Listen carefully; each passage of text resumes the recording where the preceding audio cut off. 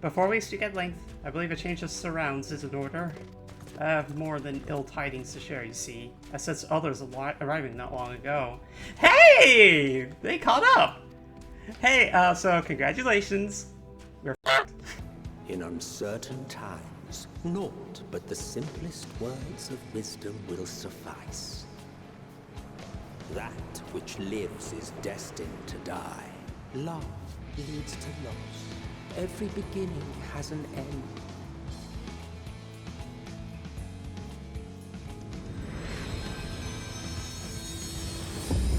Treasure every moment, every step of your descent.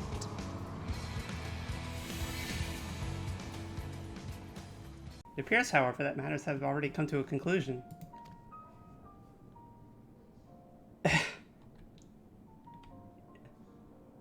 I mean, if Daniel's dead. But what manner of conclusion, if I might ask? And is this the ally whom Hydaelyn bade you out? He is not unlike the Shades of Emerald. Not unlike, perhaps, but not the same. I was created by Hydaelyn, together with this place. It has ever been my duty to keep vigil over the Zodiark. Or rather, it was my duty. Yeah, so, I punched him. And I didn't kill him, but then Daniel punched it, and then he died. So he stole my kill! Zodiark defeated. While he may have been in an incomplete state, that's nevertheless an impressive feat. But even if he hadn't, his demise was inevitable. Daniel would have seen to it one way or another. That being said, he probably would have wielded Zodiark's power to wreak untold destruction before taking his own life, making this the better of the two unfavorable outcomes. Yeah, we're screwed out of the way, but we're less screwed this way. Long ago, before the Great Sundering, there was but a single world. Aetherius. Eh? One day, from within the earth, a terrible cry issued forth, affecting a profound change in all manner of life. We were not exempt. Our creation magics ran rampant, giving shape and form to thoughts of hopelessness and despair. At first, the phenomenon was limited to a single region, but quickly, so very quickly, it spread and engulfed the whole of the star. Were the ancients ever able to deduce its source? They were not. However, the convocation struck upon a method to predict where the next corruption would manifest. Ah, this thing. Whatever it is. The etheric energies which flow through all of creation in the form of various currents. Ugh. The currents which course through the land and seas. Those which flow through the very air. And those of a celestial nature, which encompass both our star and this moon. Celestial currents. I cannot say I am familiar with the concept. Nor would I expect you to be. Few scholars of our time knew of their existence. Their invaluable knowledge helped us to better understand the nature of the calamity. Like the terrestrial ones of earth and air, the celestial currents form a vast network, but their ethereal distribution is not consistent. The convocation soon realized that the inciting incidents occurred in regions where the flow was the weakest. Correlation without cause, and clear cause ultimately. Nevertheless, on closer study, a stagnancy of aether was observed in nearby currents. And so they sought a means to harness the forces of darkness, of activity and growth. Thus was Zodiark conceived. No less a power than a god's could set right the laws of nature and quicken the flow of ether within the star. Precisely. With the advent of Zodiark, our end was averted. Emmett Selk claimed that those who summoned Hydaelyn did so because they saw Zodiark's power as a threat. Is that true? Indeed, there was a faction opposed to Zodiark's creation, but their aim was never to unmake him. They understood the continued preservation of the natural order was dependent on his very existence. Until we could identify and address the underlying cause of the final days, he would need remain, for his departure to set in motion those apocalyptic forces once more. Hydaelyn recognized this as well. And so, rather than destroyed, she sundered Zodiark herself and the star into lesser reflections that she might confine him in this place. So I could have sworn she beseeched me to banish the darkness. Very long time ago. Perhaps she did, but as with all things, intent is not always in accord with spoken word. Hydaelyn and Zodiark are both constructs of man, approximations of perfection limited by our own imperfections. Zodiark was, without question, the more powerful of the two, having been born from the sacrifice of half of Aetherius' population. Thus it was necessary for Hydaelyn to commit herself wholly to his defeat. Still more effort was needed to confine him. Maintaining the bands taxed her greatly. With what power she dared spare, she cried out to any who might listen, and offered her blessing to those who heeded her call. The Echo. Though it was likely within her power to do so, I believe she did not wish to speak of Aetherius in her history. Aetherius. I gotta practice that word. Like Zodiark, Hydaelyn's purpose is a reflection of her creators. They wish to look to the future and not linger in the prison of the past. Well, in light of recent events, I see no reason to doubt your words. And even if Hydaelyn is not a god in truth, if Minfilia believed that we should trust in her plans, then I choose to do just that. Which brings me to a rather important question. How do we fix this mess? Let's suppose we try but fail to stop this second coming of the final days. Should the source fall, what will become of the other worlds?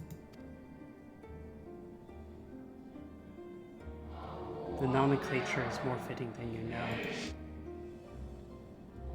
Bringing ruin to the source, and its reflections will share in its fate. Oh no, it's threatening Reed and Gaia. Now it's personal.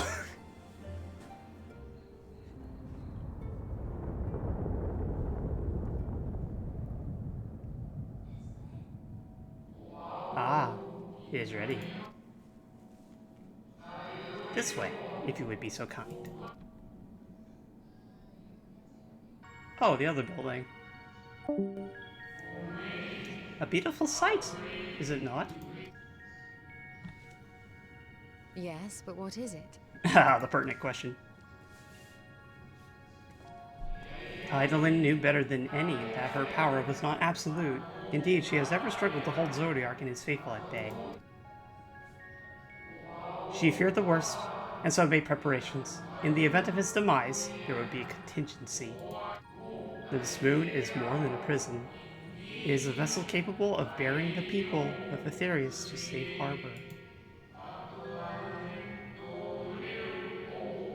An ark. You need not go far to find its pilots. In fact, I should be happy to take you to them. And fulfill my final duty as Watcher in the Dark. I leveled up! Listen, the final days of you coming, but so was my level. Let us call upon Argos, the familiar whom you met earlier. He should have no trouble bearing you across. Pupper. As Hydaelyn created me as the jailer, so too did she create Argos as the guard. Guard dog. She's got a sense of humor at least. It is his nature to appear when needed, and yet he is nowhere to be found. Strange. Mayhap the imbalancing of Aether has affected him. Let us make for the crushing brand, and attempt to call him there. You need but recall the path you walked with Argos before, and you will find your way. If he labors in service to Hydaelyn's plan, I see no reason to not do as he suggests. Shall we make for the crushing brand, then? Well, you guys can go the boring way. I shall go the fun way. Hiya! Hey! And all it cost me was almost all my health. Well, you weren't here yesterday. How nice that the dog may now take you straight through a B rank. The place we seek is just ahead at the Chlorphosphograph.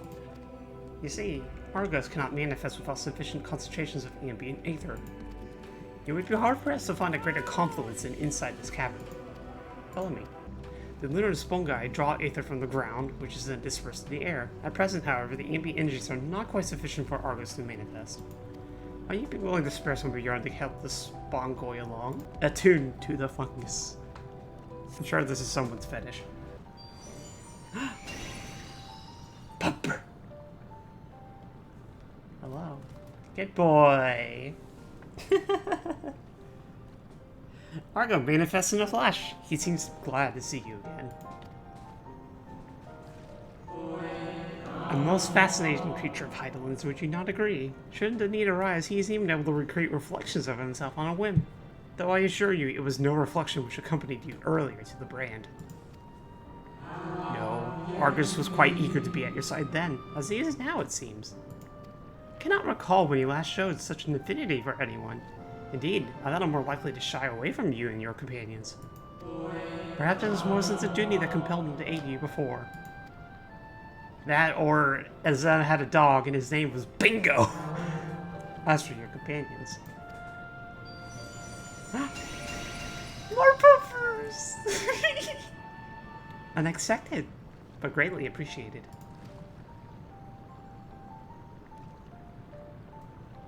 I believe we are all ready. Is this a story mount? Can this be a story mount? I want the dog. Bunny, bunny, bunny, bunny, bunny. Damn, though. This is quite the sight. Our moonship pilot should be around here somewhere. Is that right?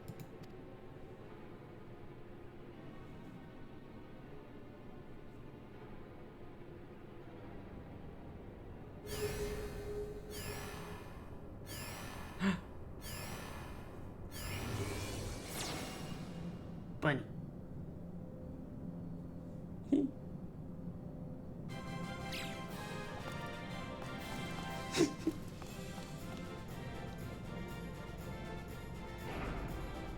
Oh gosh.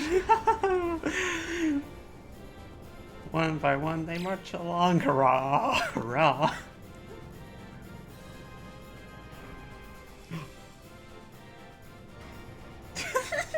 A little army of bunnies. Oh good, the experience thing is up now too. I'm very industrious, they're already setting off my FC bus.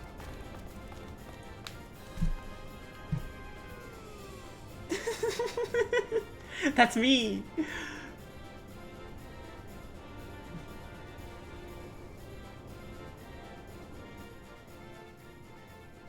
And now, low. Mastering way. Look lively, everyone! Oh, he has a voice. I know. This 1243rd inspection is a mite ahead of schedule, but it is of the utmost importance. For Zodiac, alas, is no more. As of now, our mighty moon has a new purpose: to bear the people of Aetheris to safety. Hey, I actually got the name at the end. Our time has come, my friends.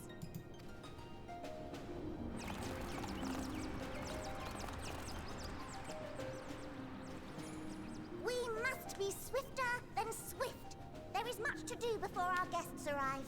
Yeah, about I that. expect your workstations to be immaculate. And don't forget to relay our signal to Aetheris. Questions? Yes? No? Maybe so? No? Then hop to it! I love them.